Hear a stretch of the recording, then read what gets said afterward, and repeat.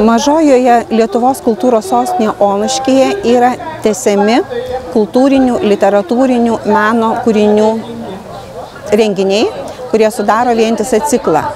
Ir man atrodo labai svarbu minėti, kad šiandien mes susitinkame per Onuškio miestelio kermošių, kai aplinkui yra daug šurmulio, daug judesio. Tačiau labai svarbu, kad šį titulą, Mažosios kultūros sostinės titulą, jį pateisina ir kultūriniai renginiai. Ir pirmiausia, tai yra susitikimai ar su poetais, ar su aktoriais, ar su dailininkais. Ir ši diena yra tikrai išskirtinė, kad į Onuškį atvyko su savo darbais, atvyko puikiai Lietuvoje žinomas dailininkas, gyvenantis netoliese, kaiminystėje, prie Jiezno įsikūręs. Ir jis pristato ir savo dailės kūrinius, ir taip pat dalinasi ir kūrybos virtuve, kūrybos impulsais. Kartu su dailininku Mariumi Jonučiu, iliustratoriumi, atvyko ir Lietuvių literatūros ir tautosakos instituto vadovas Gytis Vaškelis, kuris yra daugelio knygų instituto išleistų, kurias būtent ir iliustravo dailininkas inspiratorius. Todėl labai svarbu, kad, man atrodo, tiek Gytis Vaškelis pakalbins Marių Jonutį ir pasidalins, kaip tos knygos gimė, kodėl tos idėjos atsirado ir kodėl tie vaizdai yra tokie. Na va, atvažiavom į Onuškio kermošių pristatyti Lietuvių literatūros ir tautosakos instituto leidžiamą neformalią knygų seriją. Daug knygų yra išleista su dailininko Mariaus Jonučio iliustracijom. Lietuviškų pasakų serija. Lietuviškų pasakų, padavimų ir dar visokių pasakojimų, kurie yra mūsų archyvose. Jau 6 ar ne tos knygos? Gal jau net 7. Su Gedimino laiškais ir su Vilniaus padavimais, tai jau nežinau kiek, 8 gal. Tai va, tai kiekviena knyga yra vis kitokia. Pradėjom leisti prieš, jau beveik 10 metų.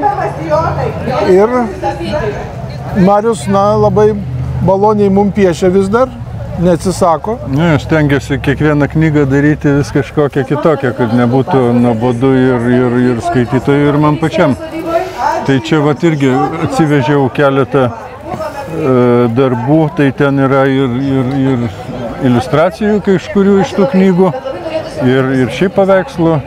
Tiesiog smagu, kad tokia šventė čia. Šiaip tos pasakos įvairios tematikos yra. Siaubo pasakos, gražiausios lietuviškos pasakos, padavimai. Erotinės pasakos. Erotiniai padavimai ir pasakos. Kadangi visi žino, kad rojų lietuviai šnekėjo, ta prasme, rojų išvis visi šnekėjo tik lietuviškai. Ir pasakos yra lietuviškos arba tarmiškos. Tai žodžiu, kaip sakoma, galima susipažinti su pirminiais šaltiniais. O šiaip, tos knygos dar irgi, sakyti, nesibaigė. Tautosakos turim daug, žmonėm įdomios tautosakos irgi turim daug. Tai kol gyvi būsim. Ir kol Marius tas pasakas matys per savo prizmę, tai tas knygas dar tikėsimės vieną kitą ir išleisim.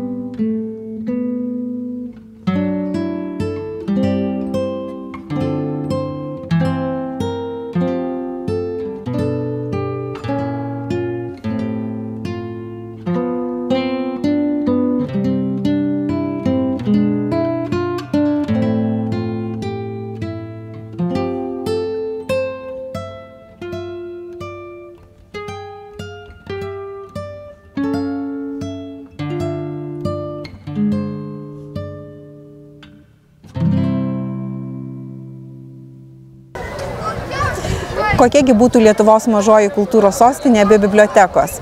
Todėl Lietuvių literatūros ir tautosakos institutas už bendradarbiavimą dėkoja ir Onuškio bibliotekai, ir taip pat ir instituto leidyklos ir administracijos vardu.